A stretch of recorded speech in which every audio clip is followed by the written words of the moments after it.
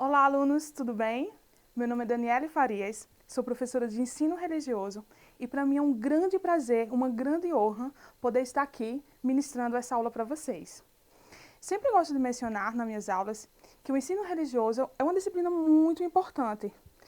Ela está inserida dentro das ciências das religiões e essa, por sua vez, faz parte das ciências humanas, que tem como principal objetivo estudar o homem, todos os seus pensamentos e seus questionamentos. E eu gosto também de sempre salientar que o ensino religioso, ele combate a intolerância religiosa e ele é a favor da diversidade religiosa. E hoje o nosso tema é sobre crenças, filosofias de vida e esfera pública. Vamos estudar uma pessoa religiosa que se tornou uma pessoa pública e, por meio de sua fé, trouxe um grande benefício para uma sociedade. E o nome dessa pessoa é Martin Luther King, e ele lutou contra o racismo, contra a segregação racial, e ele lutou a favor da igualdade social baseados nos seus princípios de fé, tá bom?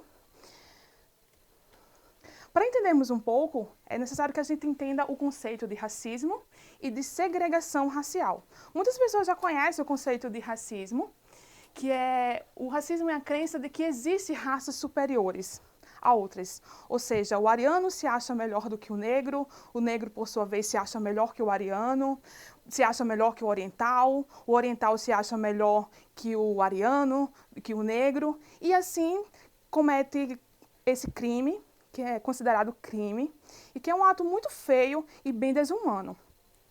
E a segregação racial, muitas pessoas não conhecem o que significa, mas a segregação racial, ela é a ação de separar, ou seja, de isolar, de desunir. É o ato de afastar, literalmente a separação, o isolamento de uma raça e de um grupo étnico. Essa ação, ela pode ser voluntária, na verdade, a pessoa é convidada, né, a se retirar, ou forçada. E por mais absurda que pareça, isso aconteceu. É vergonhoso isso, mas isso de fato aconteceu. E a gente vai estudar um pouquinho sobre isso hoje. E é impossível nós falarmos de segregação racial e não lembrarmos do reverendo Martin Luther King, né? Aqui é uma foto dele com sua memorável frase com "Eu tenho um sonho".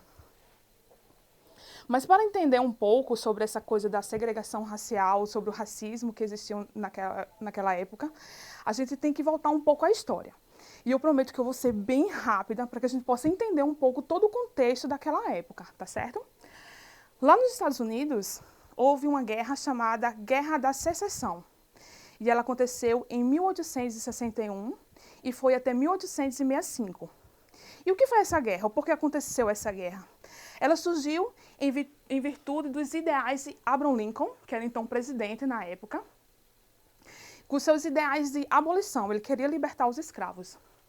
E isso levou os estados do sul dos Estados Unidos a brigarem com os estados do norte. Mas por que eles brigaram? Porque os estados do sul dependiam da mão escrava, ou seja, eles não queriam que os negros fossem libertos. Só que o norte venceu, os negros, de fato, foram libertos na esfera federativa, né? Porém, lá nos Estados Unidos tem uma coisa assim, que cada estado ele é livre para ter a sua lei, ou seja, as suas regras.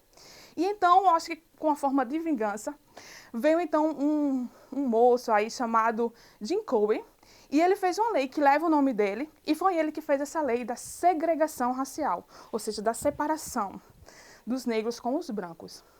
Aqui a foto do então memorável presidente na época, Abraham Lincoln, só para que vocês entendam. E aqui é mais ou menos algumas regras da segregação. Como eram essas regras, né? Como era essa segregação? Eles tinham que viver literalmente separados. Eles não podiam estudar nas mesmas escolas de brancos, eles não podiam, os negros não podiam. Não podiam frequentar as mesmas igrejas, eram tudo separado. Eles habitavam em bairros diferentes. E eles sofriam atentados de um grupo que surgiu na época, que era o Ku Klux Klan. E eles eram maldosos de verdade, eles matavam mesmo, eles maltratavam. Era uma coisa assim vergonhosa, né? Mas acontecia mesmo isso. Aqui algumas fotos né? Só para a gente poder lembrar. E tem um episódio bem interessante, que eu acredito que esse episódio foi o que desencadeou todo o movimento, esse movimento que ocorreu na época. Aconteceu em 1955, uma moça chamada Rosa Parks, que ela era membro da igreja do pastor Martin Luther King, do reverendo, e ela foi presa e multada porque ela se recusou a ceder o lugar dela dentro do ônibus para um branco. Então, assim, ela desafiou a lei, né? Ela foi presa, foi multada e ela pagou uma multa, se eu não me engano, na época foi de $14. Hoje parece pouco, mas na época era um valor considerável. E isso fez com que Martin Luther King visitasse ela na prisão e começou daí uma luta, né? A luta se evidenciou mais devido a esse acontecimento. E o legal é que a Suprema Corte, na época, considerou inconstitucional a segregação dentro dos transportes públicos. E foi aí a grande primeira vitória de Martin Luther King com essa luta com os negros. Acredito que foi o que motivou, deu gás, né? E esperança. Aí você pode me perguntar, mas professor, o que é que tem a ver toda essa história com o ensino religioso? O que é que tem a ver? Enfim, o Martin Luther King, ele era um pastor, ele era um líder religioso. E o interessante é que ele se tornou uma pessoa pública.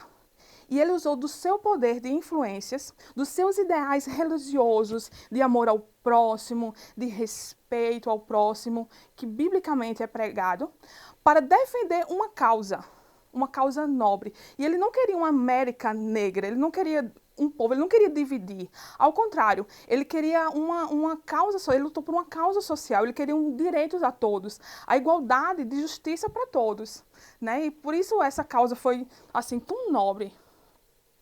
E ele era um pastor, como eu já mencionei. Ele nasceu em 15 de janeiro de 1929. Ele era filho de um pastor. Ele nasceu, apesar disso, em uma família de classe média. Ele foi formado em teologia, se tornou doutor. Ele também se casou. Ele sofreu muitos atentados de morte. Teve um bem significativo, que foi no ano de 1958, que uma mulher atacou ele com uma tesoura. Ele quase morreu nessa época. E foi preso também inúmeras vezes. E pela causa ser tão nobre, né, ele recebeu ajuda de grandes líderes religiosos. Ele recebeu ajuda de líderes católicos, de rabinos. E em 59, ele visitou a Índia para estudar a filosofia de Gandhi. E todos os seus protestos pacíficos, né, ele foi para entender como foi que Gandhi, naquela época, conseguiu vencer a Inglaterra sem violência, de uma forma pacífica, porque era algo que ele também pregava, era a não violência, protestos, mas sem violências. Né? E é importante saber que ele não foi conhecer Gandhi, tá? Gandhi nessa época já havia morrido, ele foi conhecer a filosofia de Gandhi, tá bom?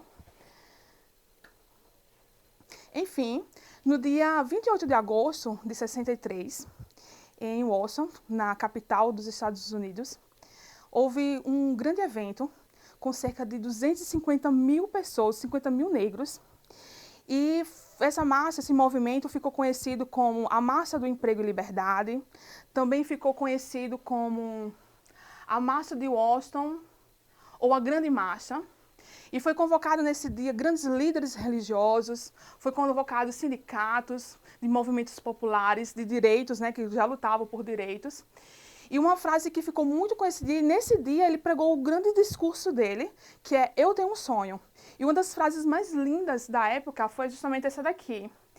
"Eu tenho um sonho que minhas pequenas crianças vão um dia viver em uma nação em que elas não serão julgadas pela cor da pele, mas pelo conteúdo do seu caráter". Então, era por essa causa que ele lutava, e por isso que ele recebeu tanta ajuda, até mesmo de líderes religiosos, porque a causa era nobre, né? Ele lutava por direitos, e por não racismo, por amor ao próximo, era por essas causas que ele lutava.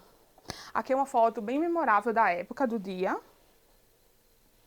E, infelizmente, no dia 4 de abril de 68, Martin Luther King faleceu, ele foi morto em Memphis, no Tennessee, e ele foi morto por esse rapaz aí, chamado James, que ele futuramente, né, faleceu na prisão em 98. E é interessante nós ressaltarmos que mataram o sonhador, porém não mataram o sonho, não mataram o ideal, né? Que de uma sociedade justa, de uma sociedade sem racismo, de uma sociedade com amor ao próximo, com direitos iguais a todos. E é interessante que esse também é o objetivo do ensino religioso, está muitas vezes na escola. É de trabalharmos o amor ao próximo, o respeito à diversidade religiosa, o respeito à cor da pele, o respeito à condição social. E é por isso que o ensino religioso também está na escola, para que a gente possa ajudar por essa causa tão linda. E eu espero que vocês tenham gostado da aula e que a gente se encontre no próximo encontro, tá bom? Um grande abraço.